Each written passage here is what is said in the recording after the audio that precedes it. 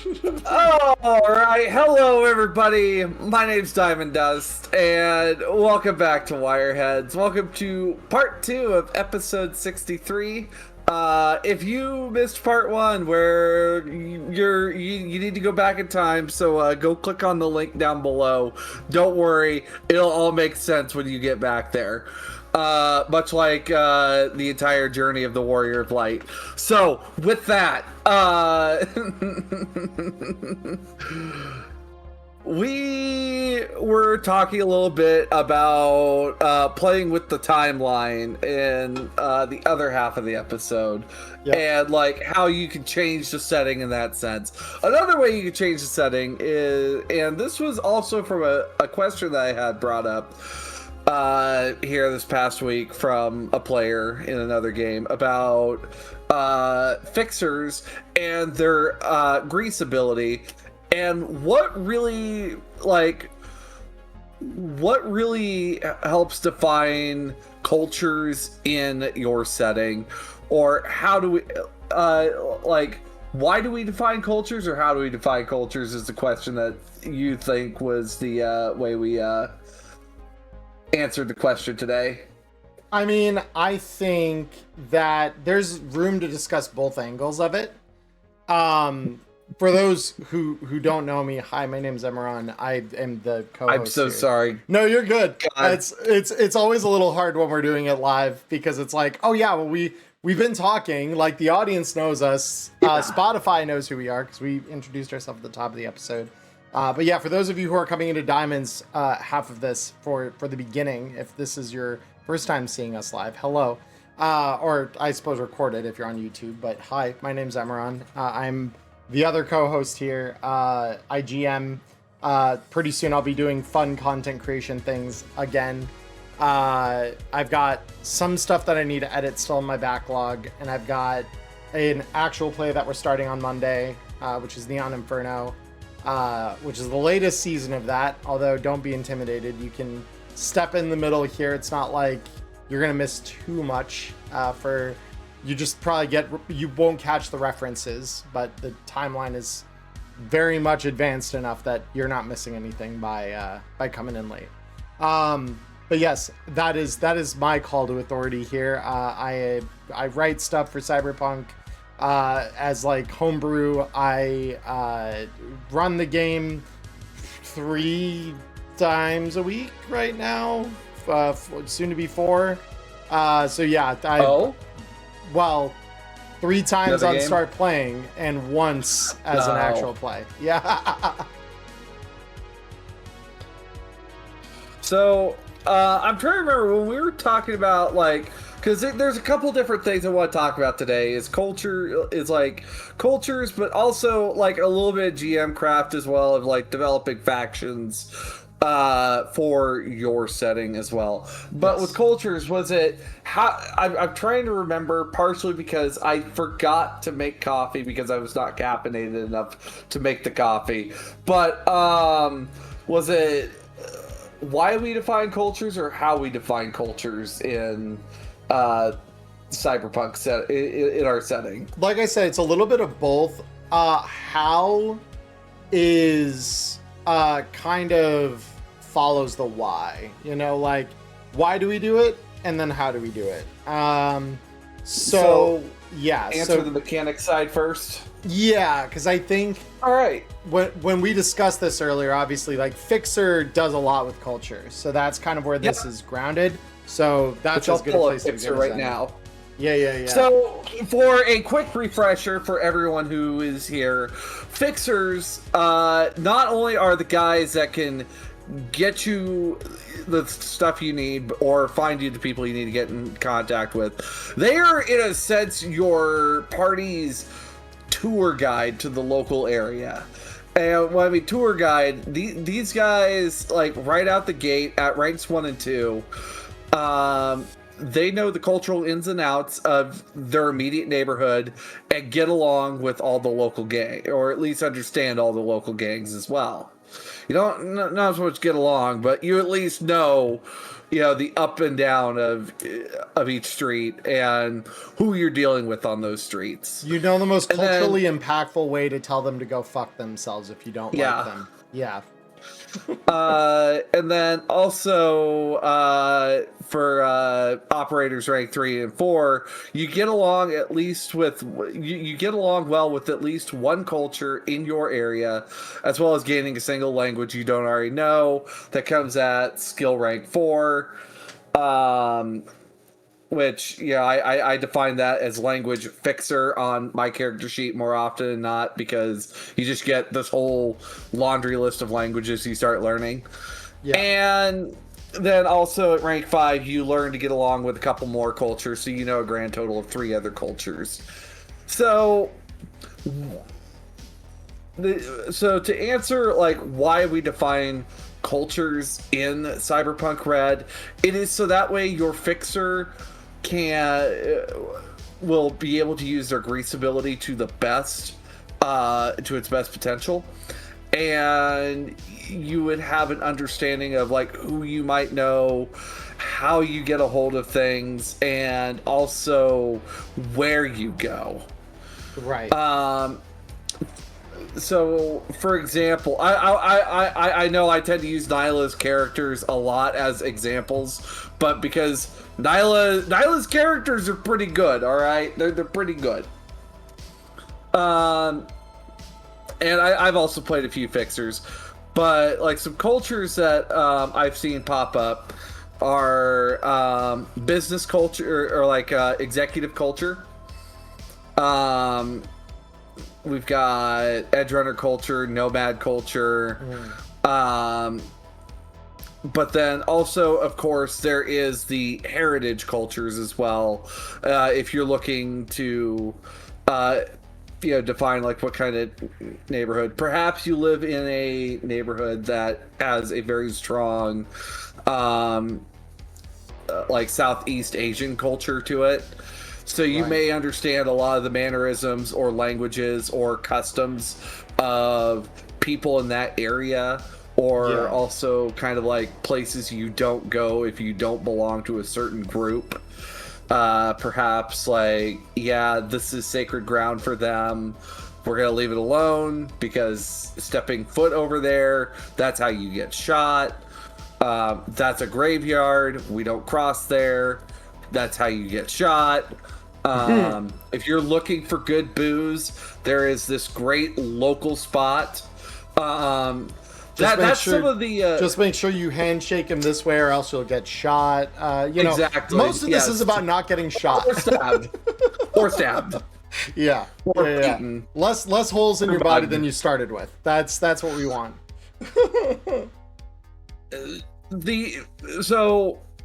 The reason we define why we define cultures in Cyberpunk, especially for fixers, is because it helps add character not only to your fixer but to the setting as well.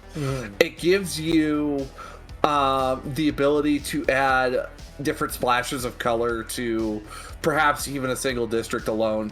For example, Santo Domingo, first thing you think of, nomad culture. Sure, yes. Nomad culture, you got the Aldecaldos, you'll probably have the Jodes Nomad Nation, Snake Nation, Folk Nation, the Phallus Nation, they're over in South Night City because Calypso and her people run the port. But I like the way I've painted Santo Domingo. You have, of course, the El Norte cartel, so you definitely have organized crime in that area. You have what other gangs exist in Santo Domingo? Let me pull that up. Down that way you've got 6th Street as well, that kind of is in that relative area of the city. Yeah, they're up there in on the Haywood border. That's true. Yeah, they're close enough that you could easily get to know them. Yeah. The way that I've done it at my table typically is depending on where your fixer calls home, that's kind of their like, okay, this is your prime kind of region you're starting from. The assumption is this is where you've done a fair number of your deals. That's why you're living here. And so we start looking at, okay, well, what are the cultures either in the same district as you or one district away, right? Like with bodies of water typically serving as like a barrier to that, where it doesn't really allow you quite the cultural intermixing that like the land connections like bridges and stuff allow for. So like by this example, someone who primarily operates in Little China wouldn't have easy access to the cultures that are more prominent in like Haywood or the Haywood Industrial Zone.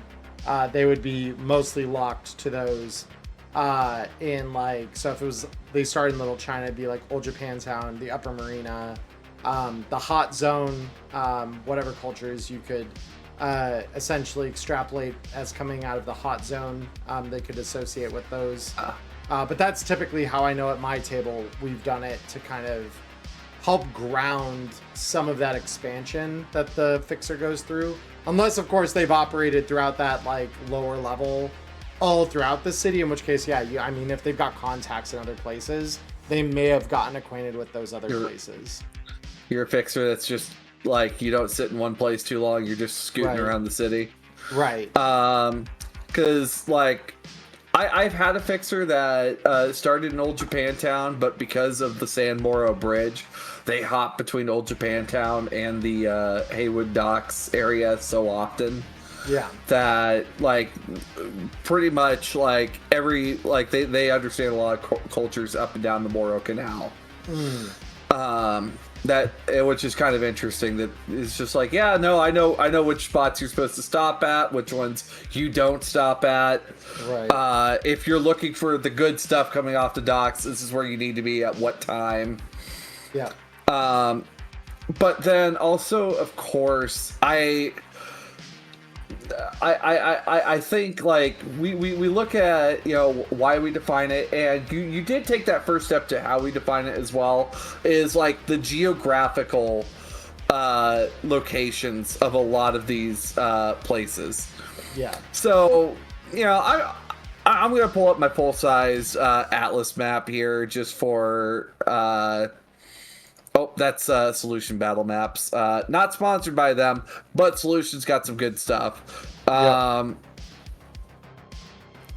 Let's see, where is there's my Atlas Maps full PDF. Yep. Wow, Guys, it is a very big image. Don't ever dare accuse us of being prepared, whatever you do. We would never do such a thing. But I guess as we look at how, of course, geographically, like what districts you might know, and when we use like the local neighborhood, I know in Hope Reborn we start seeing like what an actual neighborhood is, right? But and also we see it a little bit in Danger Gal Dossier. Has that also kind of changed your scope of how much of an area people might know? I mean, for like especially the big districts. I mean, it really depends how diverse the area is supposed to be, right? Because like some districts, especially the smaller ones, are pretty monocultural, where they or they're so controlled by one dominant faction that they end up more monocultural than other districts. For example, Old Japantown is nearly entirely controlled by Tiger Claws. Like, we know that to be a hard, cold fact. So we know that they are going to, by and large, set the tone for the dominant cultural influences of that area, right? Like, if you are a fixer in Old Japantown, odds are you will absolutely have contacts within that gang because they're the people who know people, right? They're the ones with the power. They're the ones that you want to get in good with. But if you're in a less monocultural area, especially like the larger districts like Haywood, then some of that has to be more like nuanced almost. You have to get down into the weeds and define subculturally, because like think about it this way, right? With because I grew up in Chicago, right? And different parts of Chicago have different kind of stereotypes, you could say, from one angle about who all lives there, right? I lived in the northwest side of the city in a neighborhood that was predominantly city workers. So there was like firefighters, teachers, police officers, and we had like a pretty sizable number of Polish speaking neighbors. Like that was just the part of the city that I lived in. And not far from us, like where my mom worked, about 15 minutes from where I lived, was the city's Koreatown, right? And so you would drive around that part of the city, see Korean signage everywhere. Like, so much so that like once I got old enough that I could recognize what the writing was, I could recognize like, oh, that's Korean writing, as opposed to, you know, like Chinese or Japanese writing. Like if you know the script, you've spent enough time becoming aware of it, you can tell how different they all look to one another. But, you know, if you're predominantly an English speaker and you only read and write English and you only really deal with English as a language, you might not as quickly or at all maybe even recognize the differences between those glyphs because they're not Latin characters, right? So with that said, within that city, you knew the culture of the area you were in because it wore it on its sleeve. The area itself had culture. And like, you know, beyond even those things, you know, you would wander over to the west side, and that would be more where like that, if you were to define a part of the city as a combat zone, the west side would probably be it.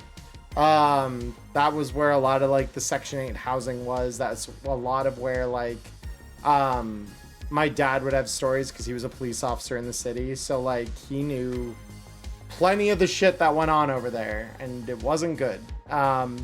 So yeah, he knew, he had the local expert kind of figured out on what those areas were like.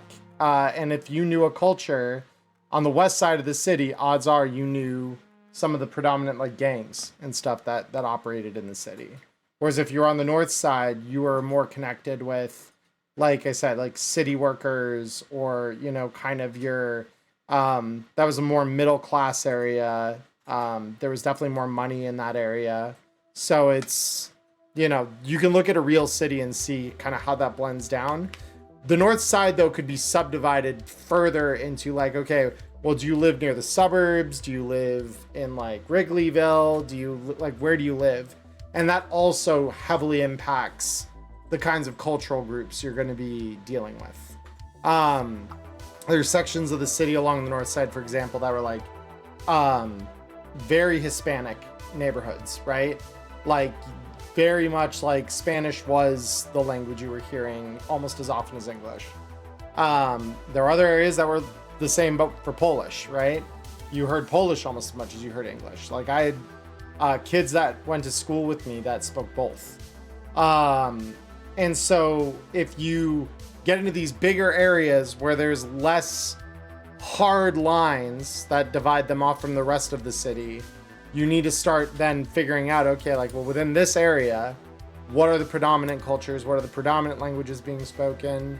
What are the things that the people here value? Because that's like another thing that can really define a culture.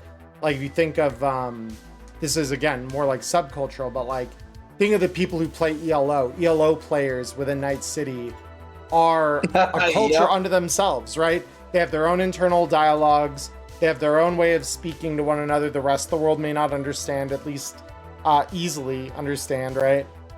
They have their own cultural and social taboos and honorifics, and all of that, like, are things, the status symbology of that culture is going to look very different than it would for the other, more socially defined or culturally or cultural heritage defined kind of cultures throughout the city. So yeah, that's another way you could look at it. And like, even going based on that, I came from a little bitty town, 5,000 people. All right, okay, not as tiny as where I first grew up, but like, even in that group of 5,000 people, in that little city where I was going to college, there, like, different parts of town were very, like, each had their own personalities. Like, almost you could divide this town into perfect quarters, and even then you wouldn't be able to separate everyone in those perfect quarters.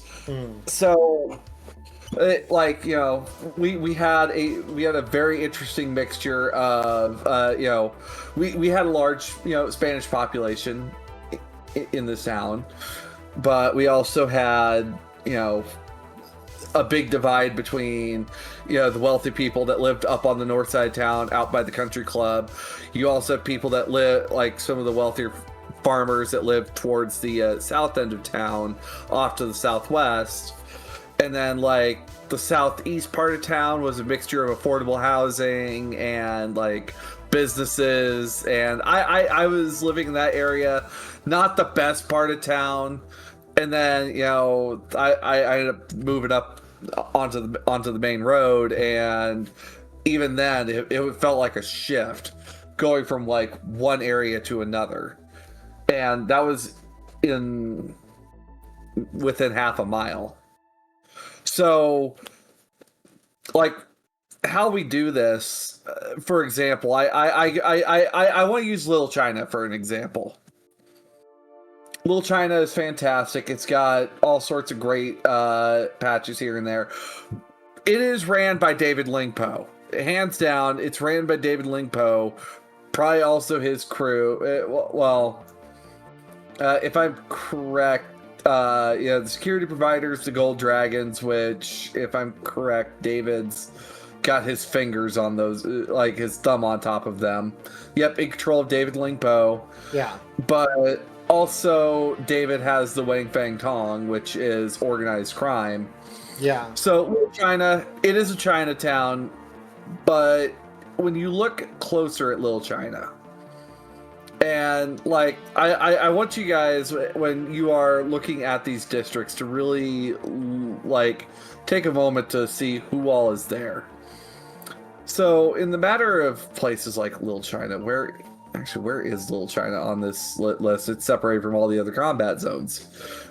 You have Bridgetown, which Bridgetown, it's a cargo container community that's, it's E1. It's, like, right out there by the water. You're probably going to be seeing a lot of dock workers, a lot of other blue-collar types coming out of that area, or else gangers as well. It is very much, think your low-income neighborhood, especially as bodies wash up on the waterfront, like right out your front door. But even then, Bridgetown probably has its own culture, because that is a bunch of people living in, stacks in that area. You have the Chrome Cross there, which the Chrome Cross, it's a dive bar frequented by the Red Chrome Legion. So, unfortunately, you got that kind of culture in Little China, where you have hate culture. Yep. You're going to have these assholes probably have like a bit of influence on a certain part of the neighborhood. So definitely, if you don't look like you belong in the Red Chrome Legion, you definitely don't want to walk on those streets, because you're probably going to get yourself just mowed down. Down the way, of course, the Forlorn Hope. definitely a strong Edgerunner presence there, which Edgerunner culture, it's not really localized, but it's definitely one of those cultures that you could tap into as a fixer, where it may be a network of resources you might have. It might be people that you know.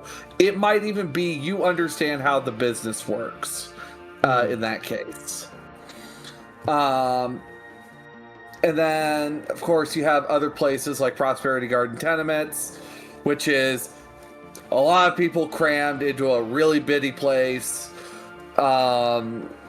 And for some reason, it is also a pretty safe neighborhood. So very likely it is, in a sense, like almost like mega building culture, I'd care to say, in the 70s, where people that live within a mega building, I imagine if you don't live within that mega building, people are going to be a little more suspicious of you if you're on that floor. I wouldn't necessarily go that far, because like we can also see at the time of the 70s, like there are a lot of shops and stuff. Like if you are visiting Clouds, for example, if you're one of the people that's like, yes, I would like someone who can't say no to do whatever I tell them to do, because that's the kind of place Clouds is, everybody. You only can get there by going to Mega Building H8, which is hilarious to me. I've always thought that there's something ironic about the Mega Building Hate being the one where you go to find love, or the facsimile of it at least.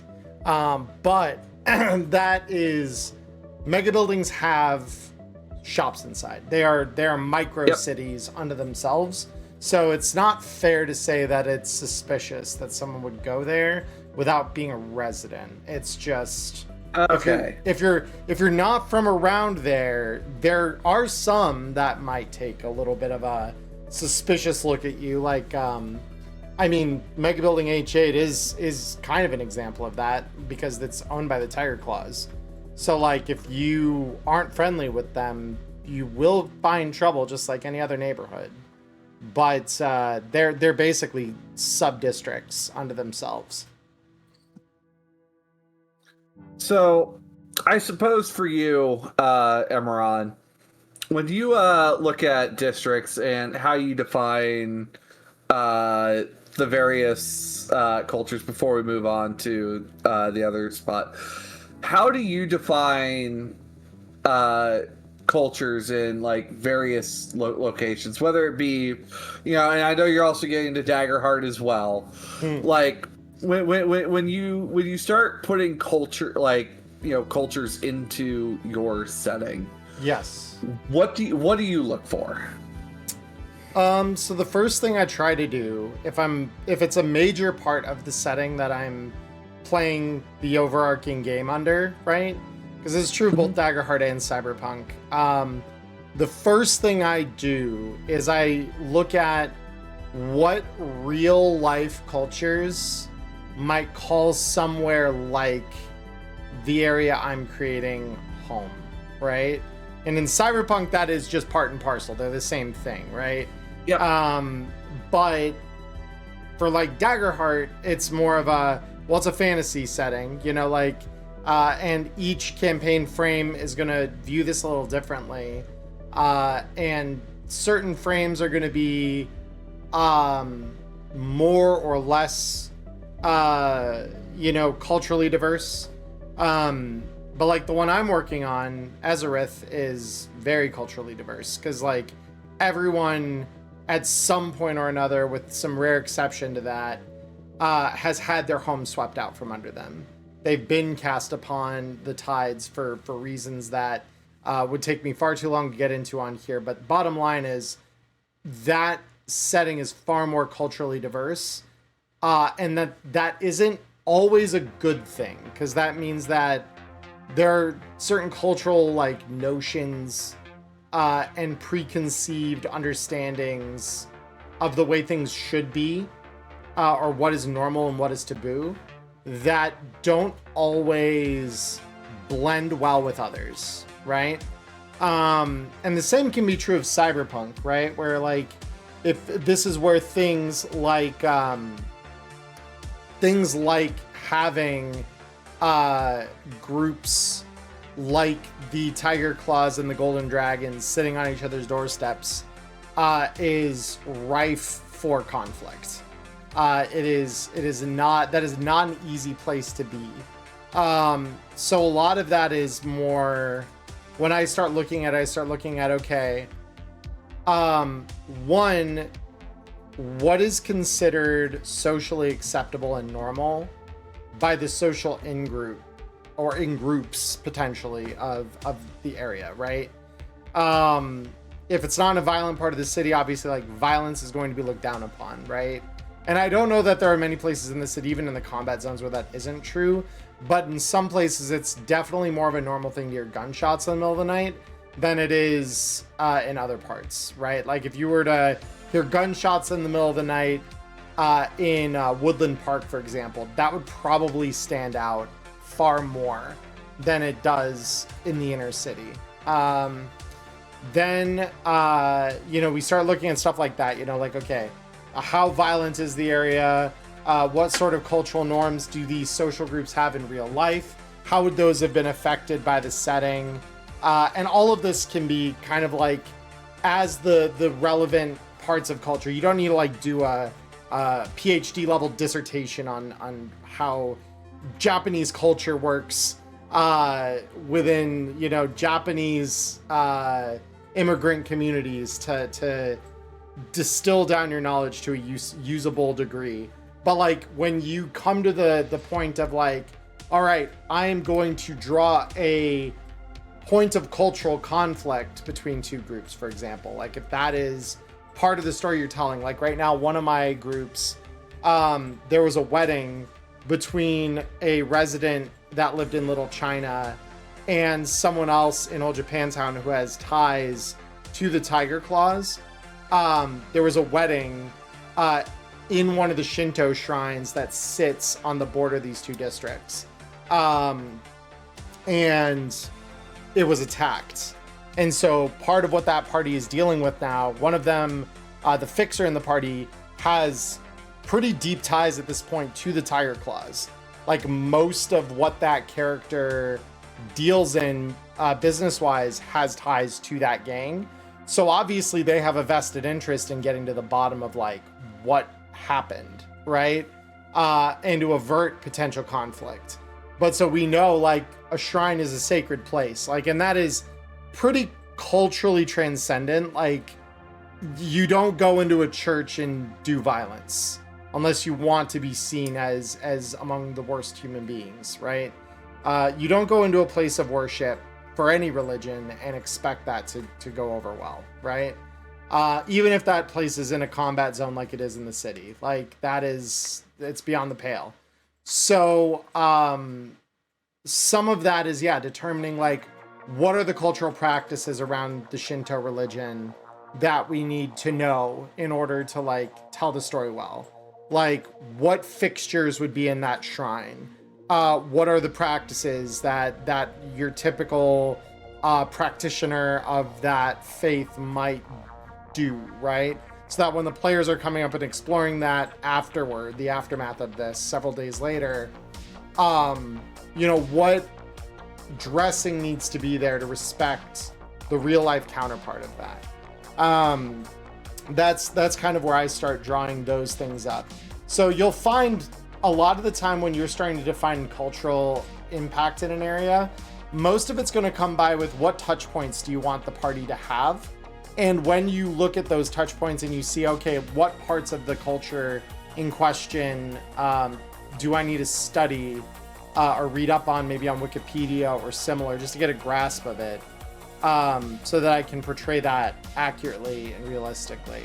And I know like in prepping some of these sessions for my start playing games, or like when I'm writing stuff for my Daggerheart setting right now, a lot of that just comes down to like 20 or 30 minutes spent kind of like reading into like naming conventions. That's like another big one that like most people overlook, is like if you have a pretty monocultural group, you're going to have a lot of, you know, people that are named particular ways. And so understanding like, how do Japanese names work?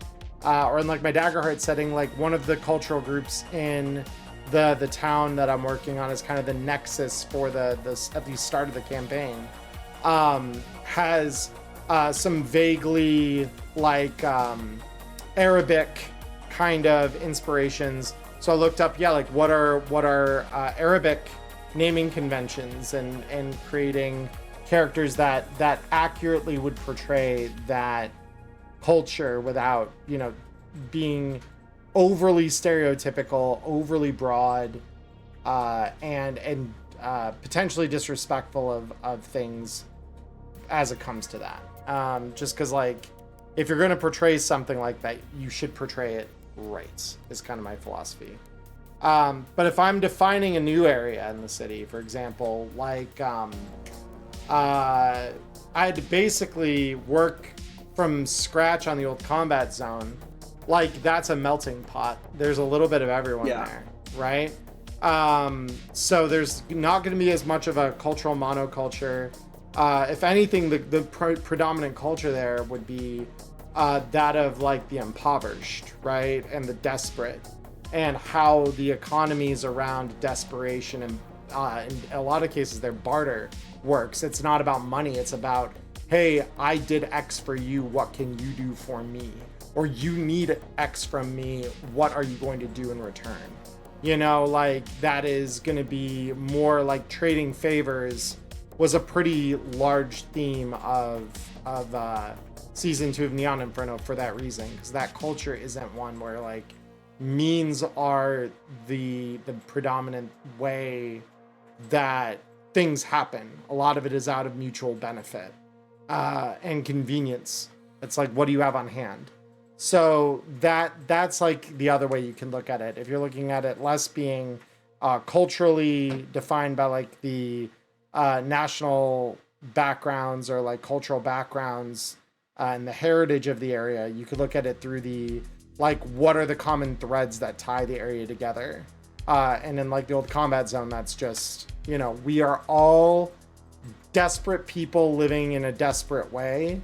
And if there are ways that could bind those sorts of people together, then, you know, that is the common thread that will be used to tie that.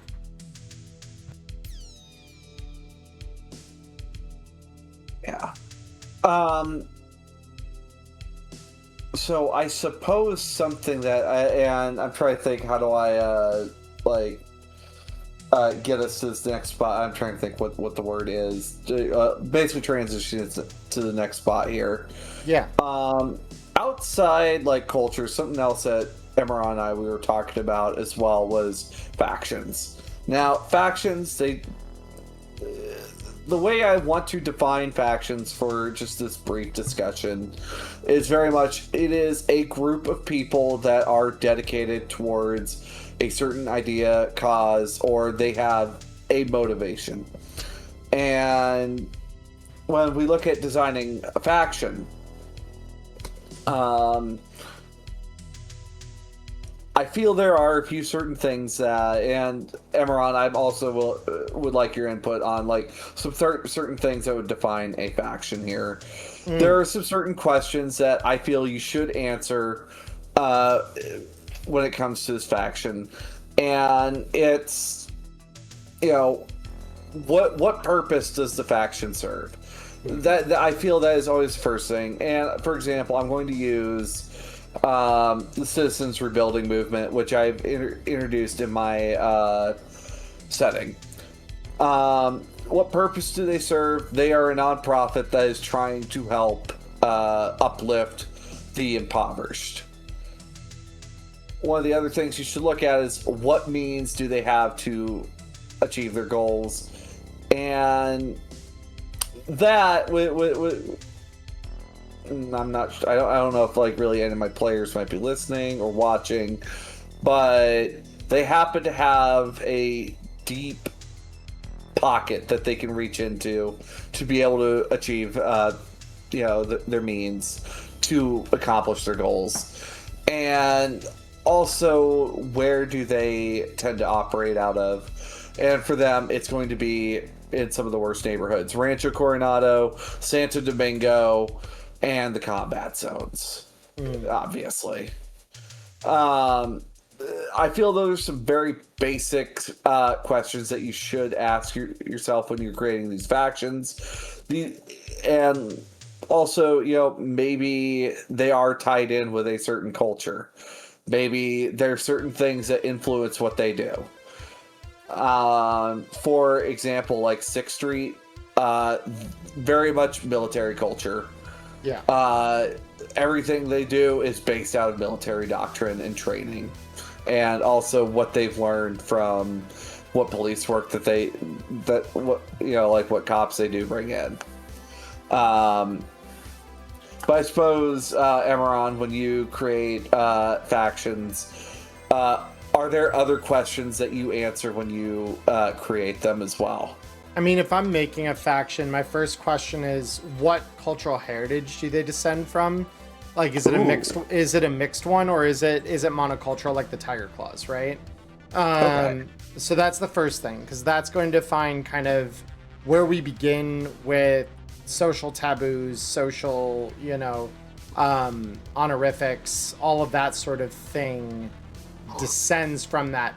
6th Street is another good example of one that isn't monocultural, at least not in like a cultural heritage sense, right? Like they come from all over, but they're all military veterans. So like a lot of their social hierarchical stuff is going to be founded in military doctrine, military principle, that sort of stuff.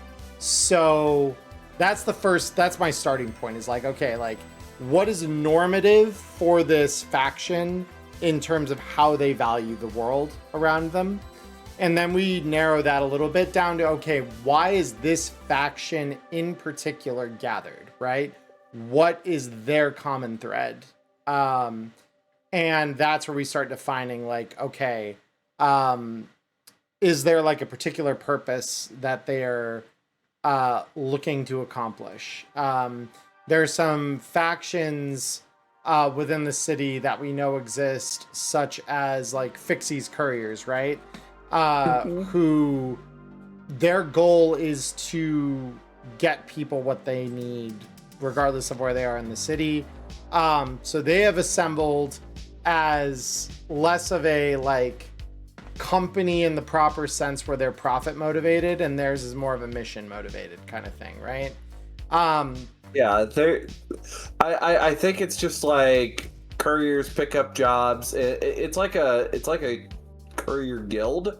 I think it's the way it was defined in the adventure. Yeah, well, and they've said they're kind of anarchistic in the way that they view authority and stuff. They don't really have like a top-down culture of like we have a chain of command or something like that. Like they do each have a job to do, but they're not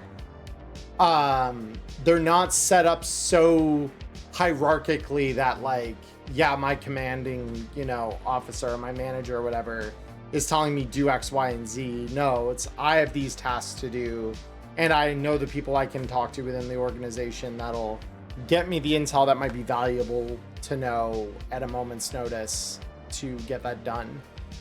So we narrow that down to like, okay, why have we gathered? What is the agenda of the organization? What is their goal, right? And then the last thing that I kind of look at is, are there two things really? Is there a group that openly threatens them achieving that goal, or is competing with them to achieve that goal or realize their agenda or whatever? However, that is subdefined. Okay. And then the final thing is, what are they willing or unwilling to do to achieve whatever goal they've set out to do? So like looking at Fixie's Couriers again, a great example of this is they're not willing to do violence, right? Their whole thing is we do not engage in conflict because we want to remain entirely neutral. But we know very occasionally someone will attack them. And usually that is not seen very favorably. So it is something where like what will or won't they do is the other side of the coin. If you look at actually the best rule table for this within the core rulebook is honestly like the sub tables for rolling up enemies, because it's, you know, like who are they, what relationship do you have to them. That part's a little less important, but that probably would get replaced with, you know, what do they tie into within the broader city culture, or like what purpose do they attempt to achieve within the city. The third is, you know, like how large is the organization or the faction, because these can range from just a couple of people like Generation Red all the way out to like gangs controlling whole districts like the Tiger Claws. And then the final thing is, you know, like what are they willing to do? You know, are they violent? Are they non-violent? Are they, you know, somewhere in between where they're maybe willing to use violence for some things but not others? That's kind of how I bake a full formed faction if I'm really getting into the weeds about it. Because in my eyes, all a faction really is a narrow lens on one culture's response to the city and the world around them.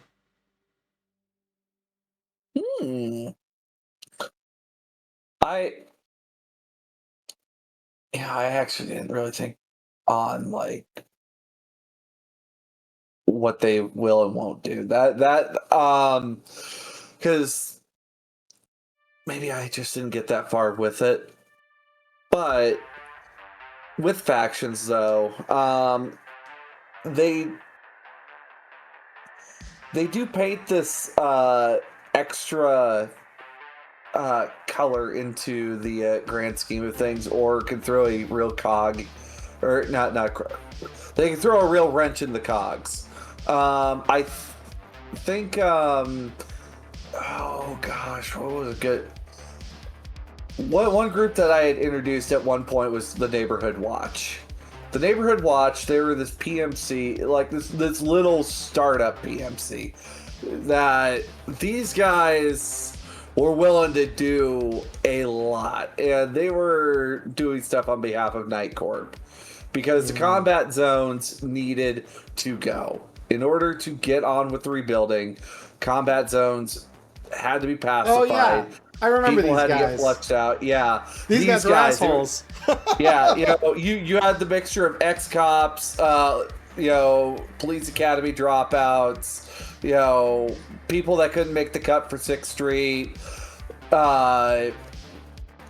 guys that, you know, people that had just a little bit of an inferiority complex that needed to feel a little better about themselves. Those guys. And these guys are based actually out of, definitely not out of personal experience of, you know, seeing, you know, how many bad eggs I've come across as a security guard. Even for those guys, though, you define pretty well, like, what are they willing to do? Fucking anything to get the mission done. Like, I mean, if they see a goal, do it. They did deploy mustard gas into neighborhoods. They did. Uncaring of what was out there. But they're not willing to risk their own lives over it. They do cower out as soon as it becomes like, as soon as most of them are either half or seriously wounded, they immediately start leaving. Right. It like they don't get paid enough, or they wait for more help to come in. Right. But like, yeah, and when I was like really kind of forming like, you know, what resources they have Night Corp. Yeah. They have literally the city's spine at their backs. So they had enough of a budget. They had fixers who, you know, put money in on them getting it done. And the thing is like I kept like their leadership so vague for a reason, because they were not meant to be there for that long. They were literally just, you know, there for one specific purpose, and as soon as their purpose is done, well, thanks for your hard work, guys. Here's your last paycheck. Now fuck off. Go find something else to do. Is kind of the whole thing. And most of them thought they were signing on for a greater cause. That's, yeah, big man with a gun not so big after getting abandoned by their financier. I mean, that's another good question to stack on top of things, actually, is how do they get their equipment or their resources? Like, how deep are their pockets? That's another good one for the faction. I feel like, you know how we have the role life paths? Yeah. That the role life paths, if there was like, I might need to put something together using this, but like, you know, I think it's mentioned, like even the Iron Sights were something along that line where, you know, Arasaka was like giving them experimental stuff to play around with, and then when they got flushed out, someone else picked them up, and I don't know if it's defined yet or not. I don't know off the rip if they are or not. I know Hornet. Yeah, in Night City Atlas. It's Hornet. We know bankrolls them. Hornet kind of bankrolls them, yeah. Like, and we know that some of their gear. Well, no, it was just the biotoxin, I think, that Hornet was giving them. That is defined as the thing they get off of the Militech train that Red Chrome is taken in Red Chrome cargo. So yeah, that's because I was like, Militech might have a hand in it, but then I thought no, because none of the rest of that equipment was theirs. And oh, hi Ace, welcome. Hi guys, welcome to the podcast. We're talking about developing groups in Cyberpunk Red alongside Culture. But don't worry, if you missed the first half of the episode, there'll be more to come. But when it comes to the means, I care to think that, like, what about factions that, you know, perhaps they get a lucky break, they come across something useful, like.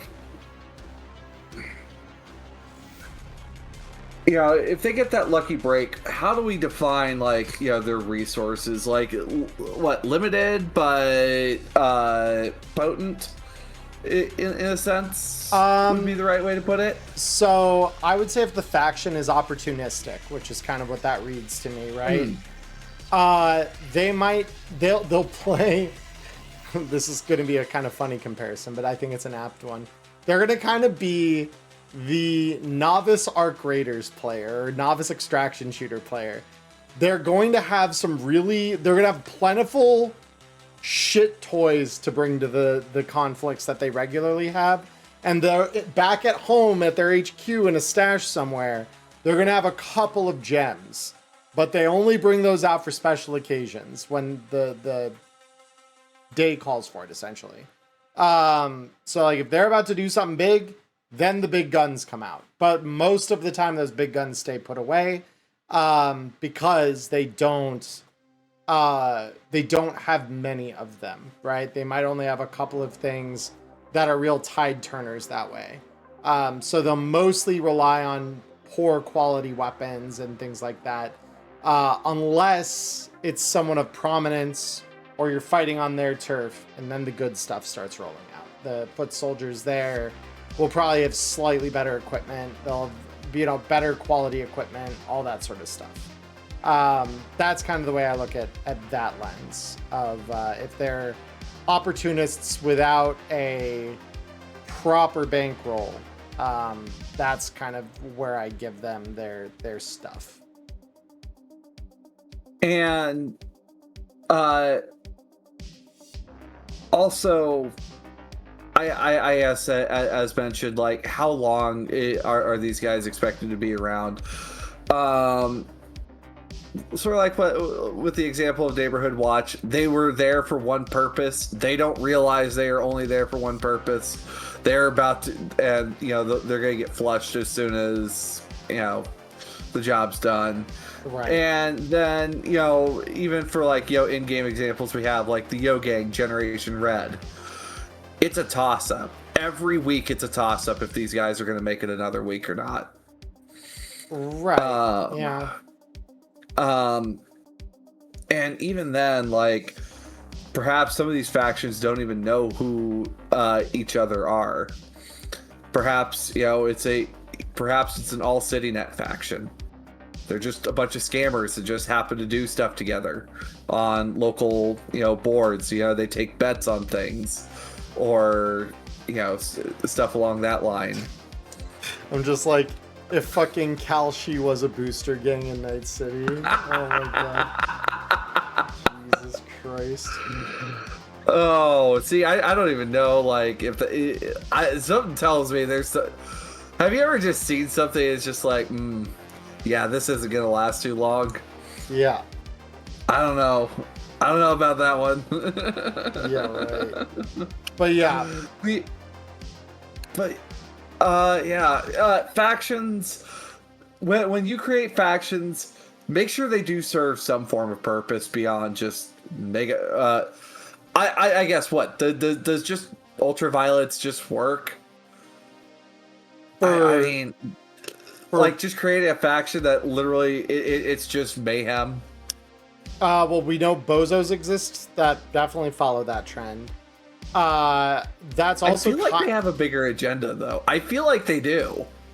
I don't know that they do. They're chaotic. They're just chaotic. They're just fucking chaotic. Like, they have different, you know, the different circuses, right?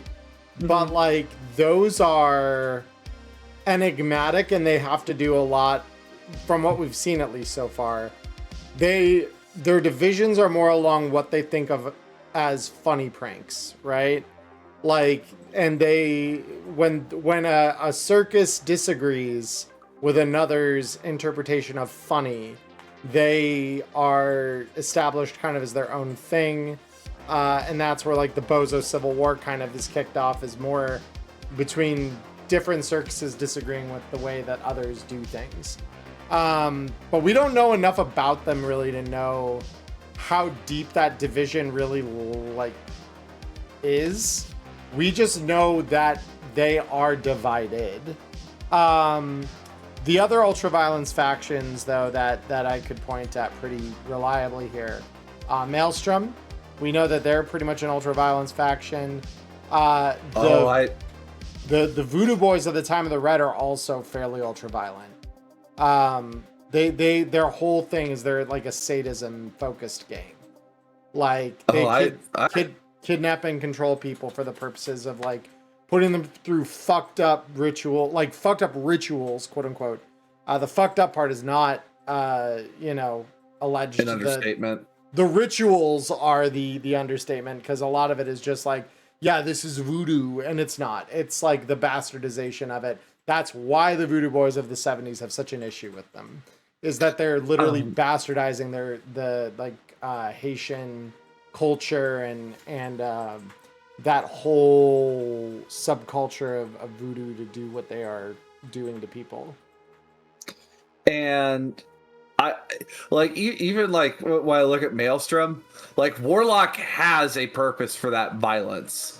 It is, you know, territory acquisition and also getting a hold of stuff. And I care to think Maelstrom in the Time of the Red is closer to organized crime because of of what they do, where they are basically like, Warlocks turn this into a machine to sell cyber. Yeah, I mean, kinda. Yes, there is that, but there also, if you see a Maelstrom gang on this, like a gang member on the side of the street, they are gonna more or less probably try to fuck you up instead of doing business with you. So that's where I'm like, is there a purpose to the violence? Loosely, yes. But Maelstrom members also just fuck other people up because it sounds fun at the time. Like, both things can be true. They're less chaotic. I agree that they're less chaotic than the Bozos, though. But there are several factions throughout the city. The point is that there exists plenty of these groups that are not averse to violence and indeed perhaps revel in the ultra-violence when it is convenient for them to indulge in or utilize it to achieve whatever ends that, symbolizes to them, or whatever seems reasonable at the time for them to exploit that way. All right. Now, I have a question for you. Yes. Did you receive any questions for this week? I don't believe that I did. Let me double check the email, which is wireheadspod@googlegroups.com. If you would like to send us an email and let us know, let me see here. What? I'm so confused.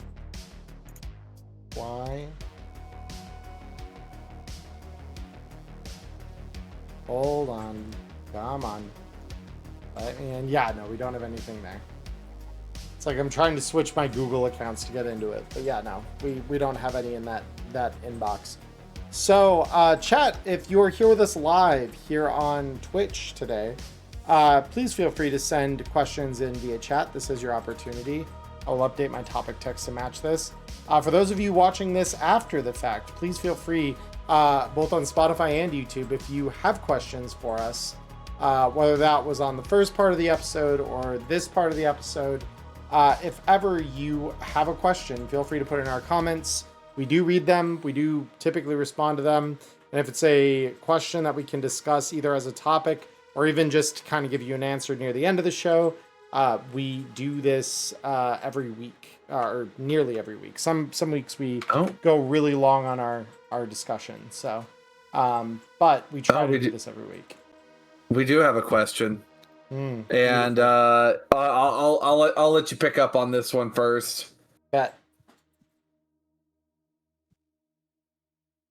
So, question is, could factions on ELO exist in the way cliques in FF14 do? Absolutely, yes.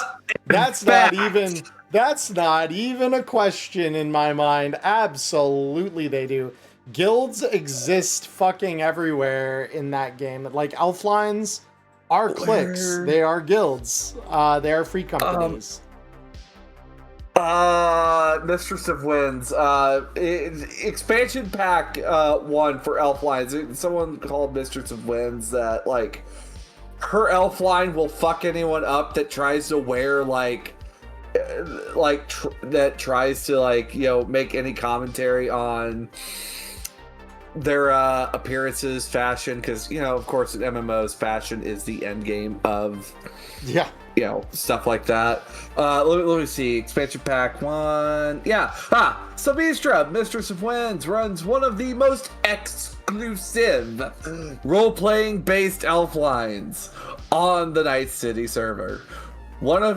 Every one of her cosmetic outfits is elegantly chosen to match her pearlescent eyes and violet skin. Nothing annoys her more than some horrible dungeon crawler copying her outfits. Oh, my goodness. To be fair, James took liberal inspiration from what I think of as common experiences between MMO players. We all know that one guy or girl within an MMO that's like, no, that's my look. And it's not their look. It's the raid set. Like, it's the raid set, but you dyed it red or some shit. Like, that's not your look. That is a look that you have defined for yourself. Others will probably have that gear set, though. And they could also dye it red. Like, you're not unique for doing it. So, yeah, but yeah, absolutely, there are people that would click off in that way. Yeah. Peak of fashion will always be blue party hat. Yeah, that's like that. The old school RuneScape players. I see you with that comment. Yeah, but no, like there's absolutely absolutely factions within yellow. That's where I was like, sometimes culture isn't solely defined by where you live in the real world. There are cultures that exist that transcend geographic location, at least out to like the city level, where like, the city net extends. If it gets there, you are able to connect with those people and have your own little digital subcultures. I mean, we see that on Reddit all the time in real life. Like, yeah, Reddit. There's a reason right? There are even cultural stereotypes about that, which is very much the Reddit mod or the Discord mod. They've kind of homogenized into fucked up weeb homunculus at this point, but they both exist. And I say this as Discord mod. Like, and I say this is Discord mod as well. Yeah, like there's we're not even mods, we are administrators, actually. Oh yeah, right. Yeah, we've got the title is different, the role is nearly the same. We just we're not dicks about how we wield that power, that's all. Like it's Discord. We have rules. Let's see. Konnichiwa. Yeah, exactly. Oh my god. Like I'm thinking like with Elfwines Online, you got the crafters, you got the people that even in FF14, housing is the game. You do everything for the sake of housing. You do everything for the sake of fashion. You do this. Raiders, I don't know. Is there a split between raiding culture? Is there like sweaty raiding culture? Hell yes, there is. Are you kidding me? I don't know if there's like casual raiding culture as well. Oh yeah, no, there's casual. Well, see, that's the thing.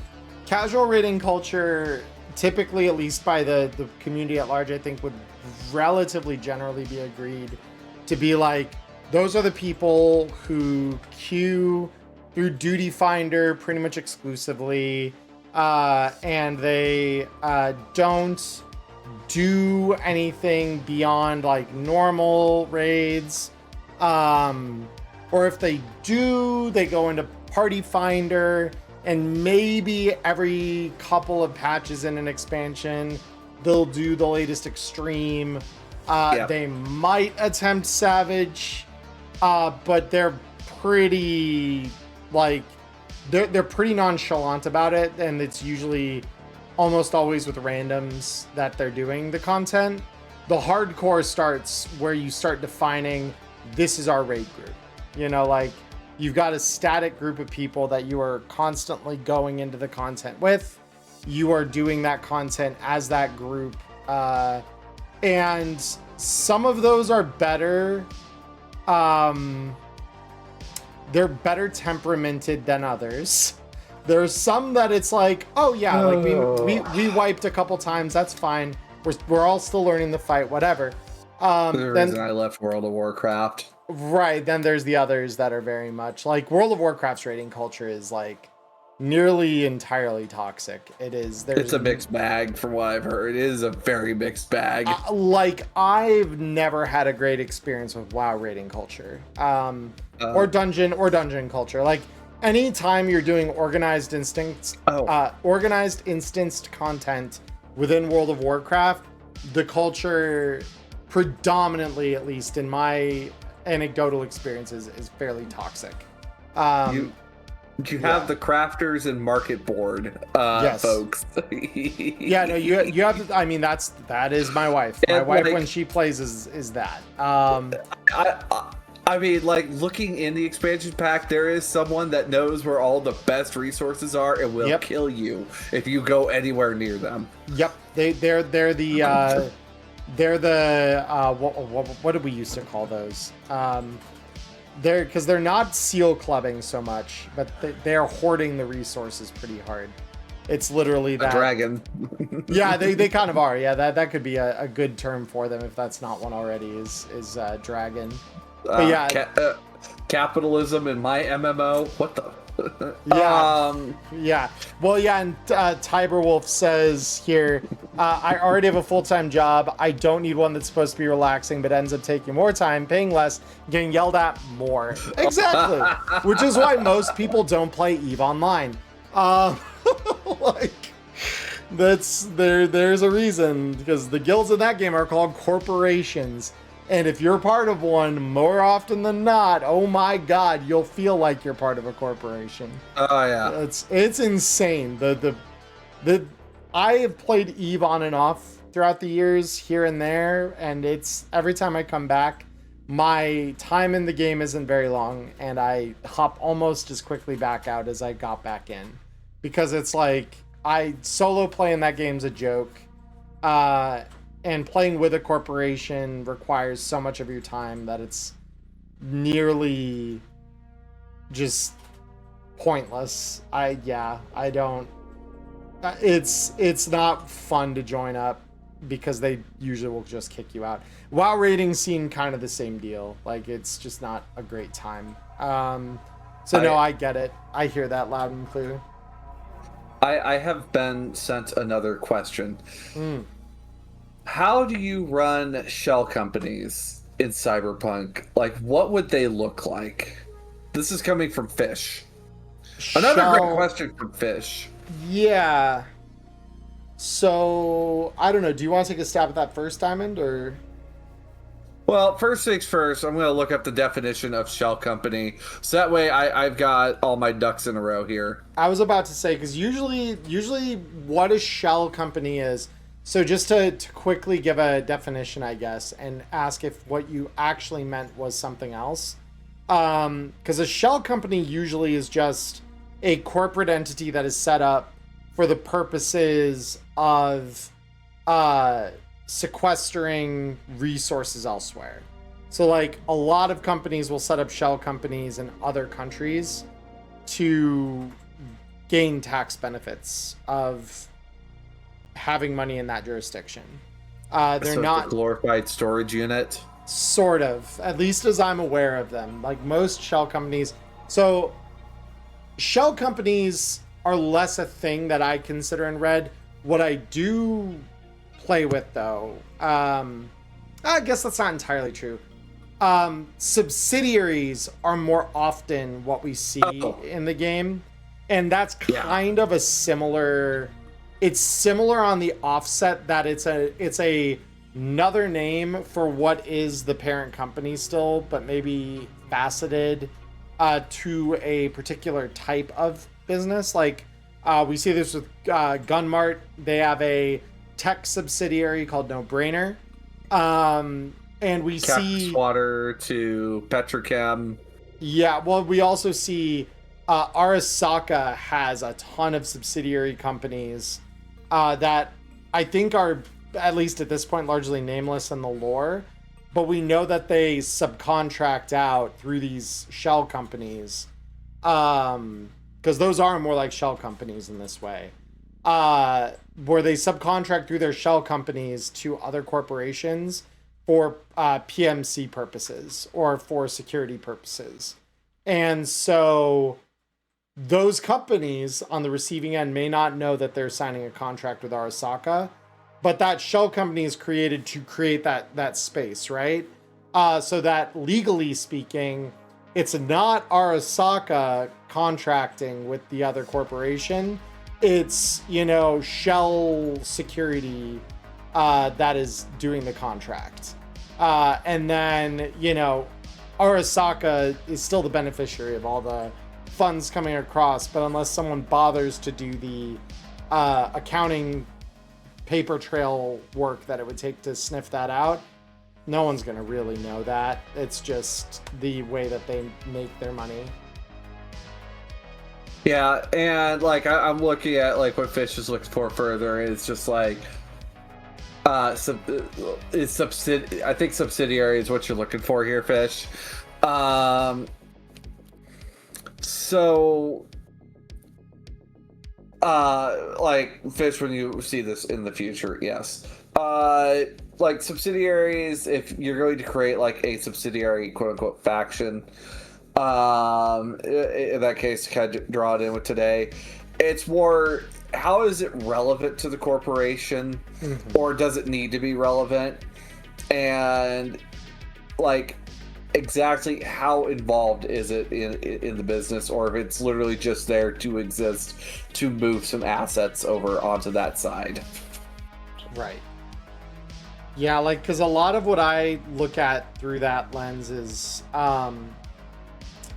what cause would the company have to spin off the operations into another entity, right? Like, why did they create that separation? Because we know, like, monopolies can exist in Night City. They don't give a shit about them. So, like, with that in mind, like, why spin it off? And more often that has to do with either, well, our company has a bad rep with a particular social group or cultural group, and so we want to spin this company off to, it's like a marketing ploy to get in with the group that they want to get in with. In other cases, though, it's, well, our brand is known, like in Gunmart's case, right? Our brand is known for producing low-cost weapons, but we would also like to get in the market of producing low-cost technological gadgets and stuff like that. And so we were going to spin that off into its own entity so that we don't dilute our brand image. And they're going to, like, spin it off in that direction. So it might not be that they have any real negative sentiment towards their brand with any social in-group. Gunmart just has bad social image everywhere. It's more that they don't want to dilute their prime image of being like a gun manufacturer when they're producing cyberware or tech. And so they want that to be its own separately defined entity to avoid that. So usually it's why did they spin it off? And that can lead you to some other questions about, like, why are they maybe, like, if they are on the outs with a particular social group as a parent company, why are they on the outs with that group would be like the next thing to ask. And what does the spin-off company do to help doctor that or like buffer that negative sentiment a little bit? Because we see that shit with case in point, there are several like health beverages and stuff like that that are owned by like PepsiCo or Coca-Cola, right? And those the same like people that are like, oh, I would never drink soda, and then they go to the Sprouts or Whole Foods. They're like, but I would drink this very good. I've got a Rockstar Energy. I'm not playing up the bit very well here, but I wouldn't drink anything but this fully natural cane sugar infused, total vitamin supplement. Same parent company owns both, but that spin-off company was enough to deceive you into thinking there's someone other than Coca-Cola. Like, until you do, again, the accounting or the bureaucratic research of seeing like, okay, where are they really registered? Who owns them? And once you've done the walk up the line a couple of steps, then maybe you'll figure out, oh, they're all evil. We're actually just seeing most food and drink owned by, like, I think last I checked was like 11 brands. There might even be fewer than that now. Fewer. Yeah. At one point it was 11 brands. Now yeah, you're right. I think it's down to 7. Like 7? Yeah, shit. Which is just further evidence of why we have this lovely podcast where we talk about the fake dystopia, which isn't really that different from our real dystopia. It's incredible, really. Wow. Oh. Yeah, kind of like how Patagonia used to have a subdivision making military clothing. Hippies on their board thought that it was a bad look for the brand, so they spun it off as Forge Line Solutions. Exactly. That's exactly the sort of thing we're talking about. Oh, yeah. Precisely right. Yeah. It's literally that, where it's like, oh man, well, we appeal to this specific crowd and we wouldn't want to damage that. Or maybe we already have when we tried doing this one thing before, right? People didn't like very much that we were getting involved with this other business line. So instead of doing that again under our parent company name, we're going to spin that off and we are going to brand it this way. And it's kind of its own thing, but ultimately we are the end beneficiary of all that business as well. So it's really not a different deal. Like, the channel gets a little more convoluted, but the money's still flowing up to us, baby. We're still making them raw Euro bucks. So yeah, it is just what it is. All right. I don't have any other questions over here. But if you enjoyed today's episode, please feel free to follow us over here on Twitch, subscribe to us on YouTube, or even listen to us on Spotify. You can follow us, of course. There too. Yeah. And of course, thank you for making us where did we rank this year with last year with the Spotify podcast? We were up 10? there. We were I don't know if we were top 10. That would be insane, but we were I think we were in the top 10% of podcasts. So okay. It was very cool. So we appreciate you guys listening to us on there. Thank you for giving us your ears, your time, and your attention.